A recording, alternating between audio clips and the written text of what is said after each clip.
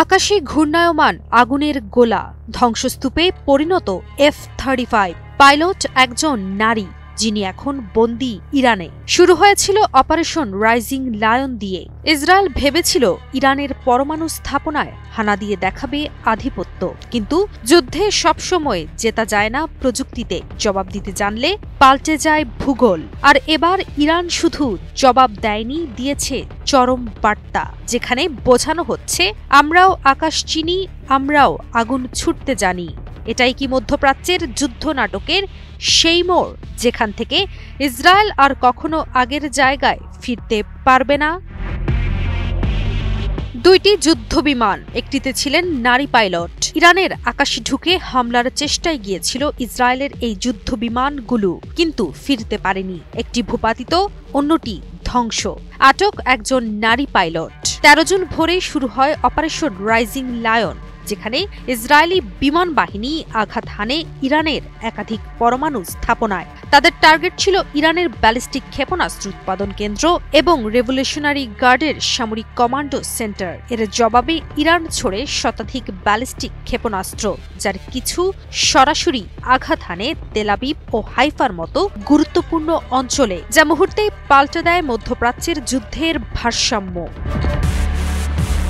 ১৩ জন Iran ভিত্তিক সংবাদ মাধ্যম তাসনিম ও মেহের নিউজের বরাতে জানা যায়, ইরানের বিমান প্রতিরক্ষা ব্যবস্থায় ভূপাতিত হয় ইসরায়েলের দুটি F-35 যুদ্ধবিমান। তার মধ্যে একটি বিমানের নারী পাইলটকে জীবিত আটক করেছে ইরান, যদিও ইসরায়েল তা অস্বীকার করে বলছে কোনো বিমান ভূপাতিত হয়নি, কেউ নিখোঁজ নয়। কিন্তু ইরানি গণমাধ্যমের প্রকাশিত তথ্য বলছে অন্য কথা।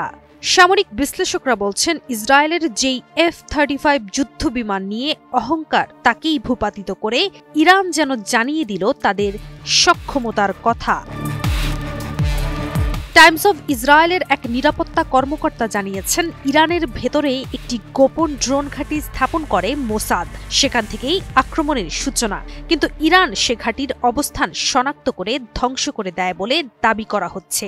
ফলে ইসরায়েল তাদের বিমান প্রতিরক্ষা কভার হারিয়ে ফেলে। এই দুর্বলতার সুযোগ নিয়েই ইরান আকাশে আধিপত্য অর্জন করে এবং যুদ্ধবিমান ভূপাতিত করতে সক্ষম হয়। স্বাস্থ্যকর অল টাইম হানিকম, সব সময় অল টাইম হেলদি লাইফ। নেতানিয়াহুর দেশ যতই অস্বীকার করুক, ইসরায়েলের যুদ্ধবিমান ভূপাতিত হওয়ার খবর যদি সত্য হয়, তবে এটা শুধু সামরিক নয়, কূটনৈতিক ব্যর্থতাও। ইরান এবার শুধু প্রতিক্রিয়া দেখায়নি, আধিপত্য দেখিয়েছে। নারী পাইলট আটক হওয়ার বিষয়টি আন্তর্জাতিক মহলে যেন এক স্নায়ুযুদ্ধের জন্ম দিয়েছে। আর যদি তেহরান প্রমাণ সহ সেই পাইলটকে সামনে আনে, তবে তা হবে ইসরায়েলের জন্য বড় এক লজ্জা। মধ্যপ্রাচ্যে যুদ্ধ এখন আর ভবিষ্যতের আশঙ্কা নয়, বরং তা শুরু হয়ে গেছে। আর এইবার নিয়ন্ত্রণ কার হাতে, সেটা নিয়েই প্রশ্ন আন্তর্জাতিক মহলে। কাজিয়া অহনা, নিউজ 24।